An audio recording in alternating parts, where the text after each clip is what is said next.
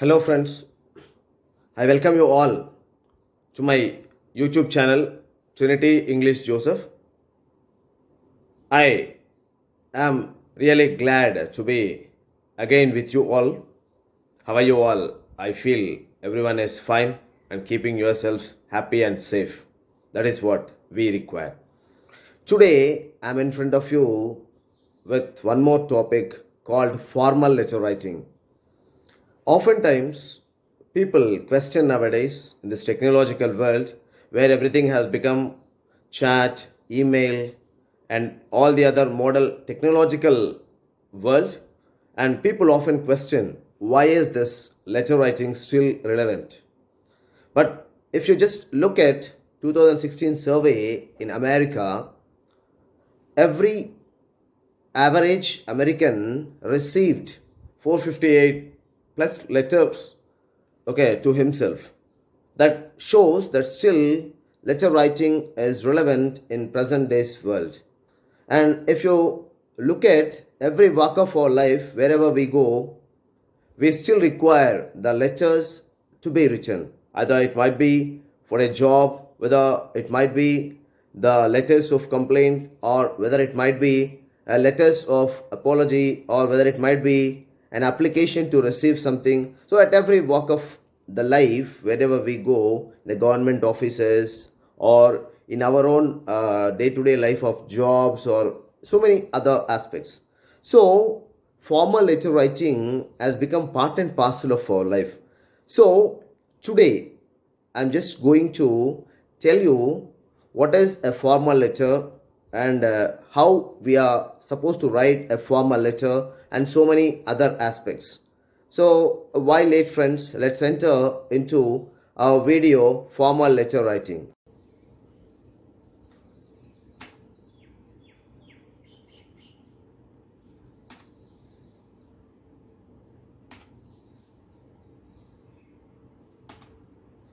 Formal letters generally include letters to officials, editors, business houses, colleagues, and mere acquaintances. We write them in formal, impersonal, yet pleasing tone. And in writing a formal letter, keep in mind the following points. The first one is avoid an intimate tone or style. Be polite and formal. Don't use intimate greetings or contracted forms of words. All the full forms should be used. Be straightforward and to the point. It should not be beating around the bush or a lengthy letter. It should be up to the point and it should tell exactly what you exactly want to mean. And here, if you look at the official letters, identify yourself and state the purpose of writing the official letter. Explain the point or issue, giving concentrate details. Close the letter with a request for appropriate action in the matter. Now, let's look at what are the aims of formal letters. To air our views on some issue of importance, to inform or persuade others, to advise or warn someone, to sell a product, to make a business inquiry, to book or supply or cancel orders, to send recommendations, to get a problem solved, to lodge a complaint against something or somebody, to ask for payment or discount, etc. As we know, the formal letter again consists of official letters and the business letters. Here I have included everything along with official letters and the business letters. And now let us look at the structure of a formal letter. As I already told you, a formal letter includes 7 parts, and wherever you write this letter, you have these 7 parts in this letter. The 7 parts are: the first one is the heading including the date. Second one is the inside address to whom we are writing the letter. And the third part is the heading subject, and there we state the purpose for which we are writing the letter. And fourth part is the salutation or the greeting. And the fifth part is the body of the letter or the stating of the main purpose and explaining our main purpose. And the sixth part is the subscription or courteous leave taking. And the seventh part is the signature or the name. So these are the 7 parts that we find in each and every formal letter. So if you remember these 7 parts when we write the formal letter, it seems the best possible, and we can write and present the best formal letter possible. Now let us look into the details of these 7 parts and how to write the formal letters.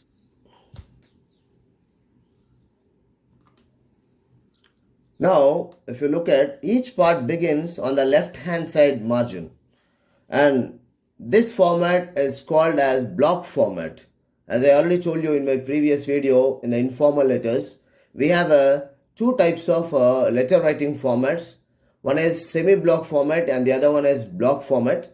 And here nowadays the block format is the need of the hour. We all write in the block format nowadays. Almost semi-block format has lost its importance. The block format is used and there is no indentation. One line may be left to indicate the beginning of a new paragraph. Whenever we write a new paragraph, one line gap if you leave, that means that we are going to write the next paragraph. Now let us look at each one in detail. First one is the heading. And if you look at the heading, the address of the sender. And here the address of the sender is written on the top left hand corner of the page. Mostly when you talk about the address, we simply write the name of the place. We don't write exact address of everything, but still we just write the name of the place. Punctuation is not so strict about it. So when we write, so this particular thing, we don't really exactly are not very particular about the punctuation. Though in the previous days people used to insist on the punctuation, nowadays in the block format punctuation has not become a mandatory thing, and thus we don't take into consideration the punctuation. If you look at, we have the address here and then we do not have a proper punctuation marks here. And the second part is the date. And here the date is written here.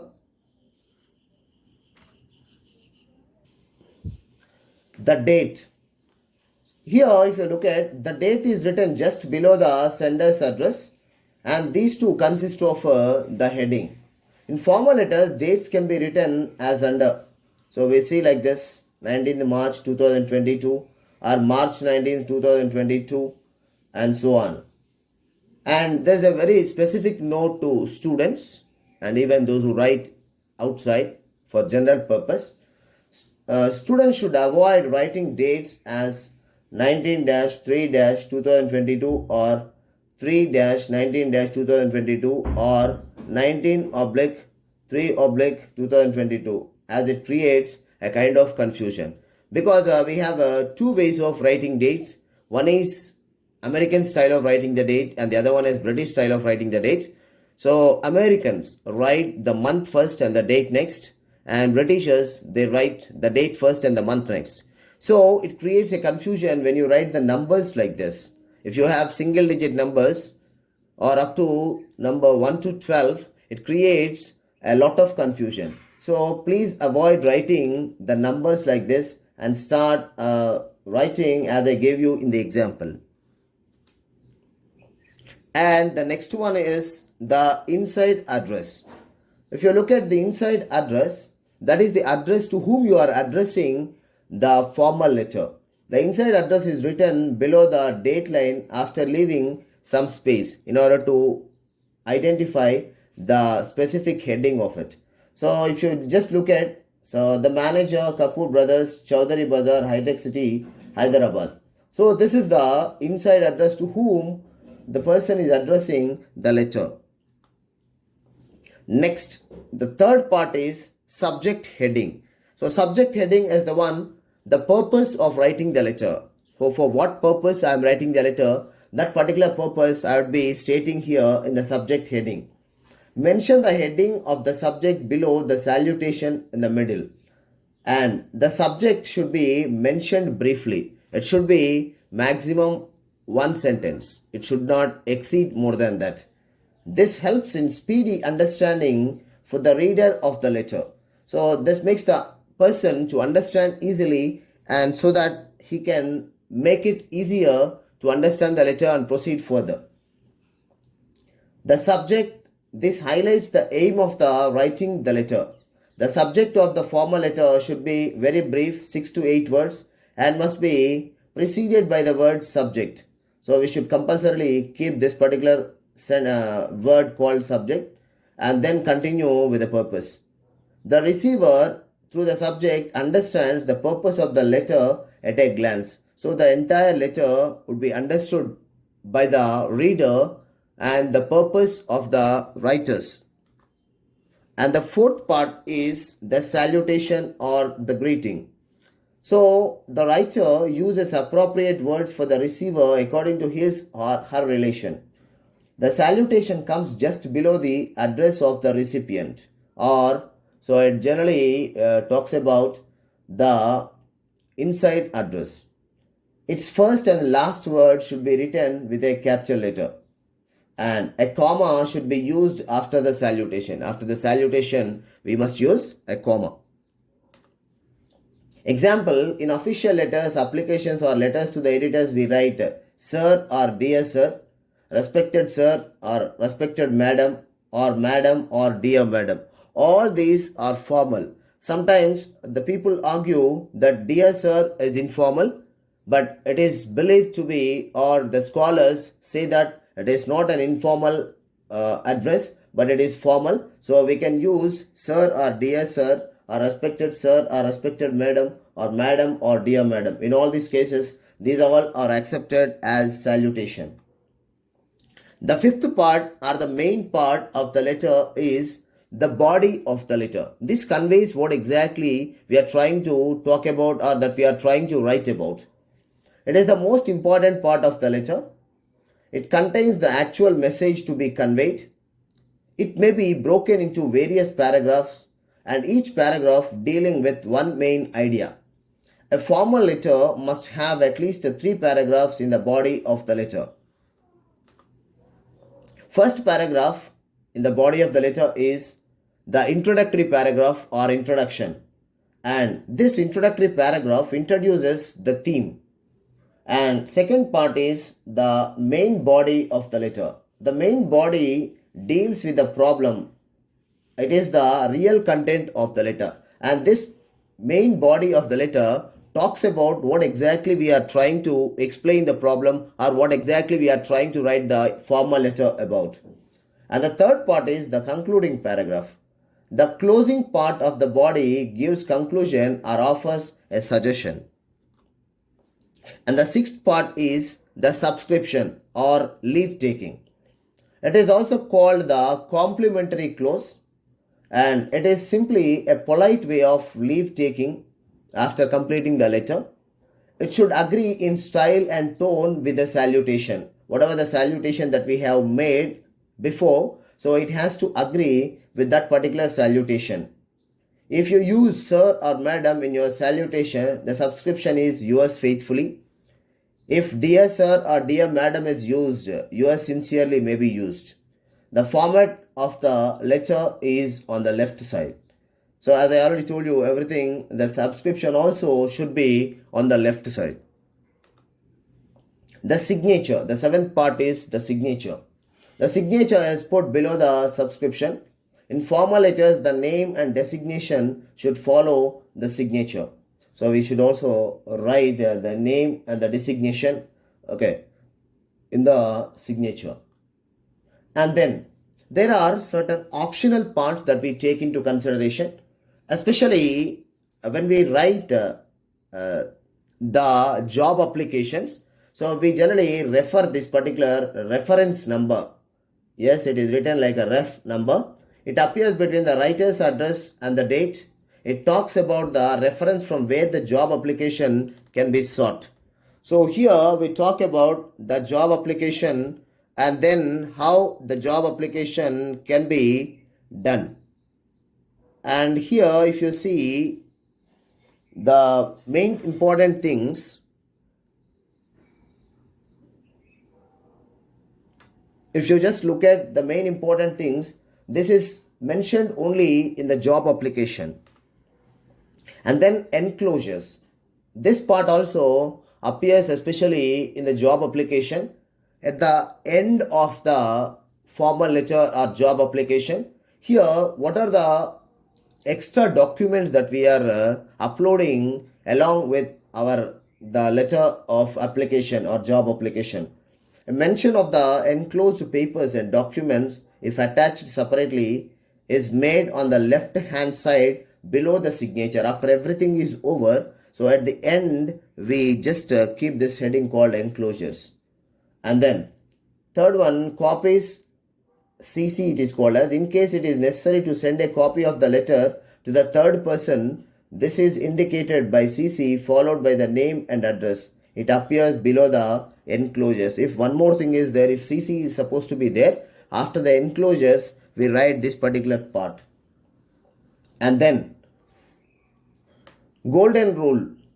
So what is this golden rule? We'll see now. Always use suitable format, well organized content and appropriate language. So these are very, very important in the formal letters. If we don't use that, then it doesn't really make the sense of it. So now let us look at this particular aspect. If you look at these three are very, very important when we write a letter. There should be a suitable format. As I told you, there should be 7 parts compulsorily, and then well organized content. So what exactly we are trying to write the letter about should be completely mentioned. It should be clearly mentioned so that the person who reads has a complete idea about the letter that you write. And appropriate language, as I already told you, it is all impersonal. A formal language should be used. There should never be an informal language or an informal content. So if you look at the expression, when you write letter to the editor, so greater flexibility, suitable to content or the subject, formal, direct and pointed should be there. And then let me exactly make it very clear. When you write letter to the editor or letters to the editors, they are not the letters to take care of any problem or any issue. A letter to the editor is always a letter which should bring an awareness in the people about any problem or an issue or any other thing.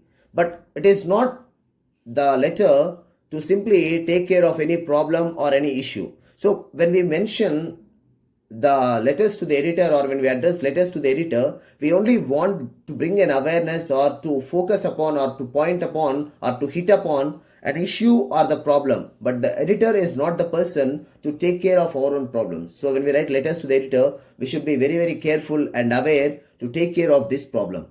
And then letters to principal or other authorities. So the expression should be simple and direct.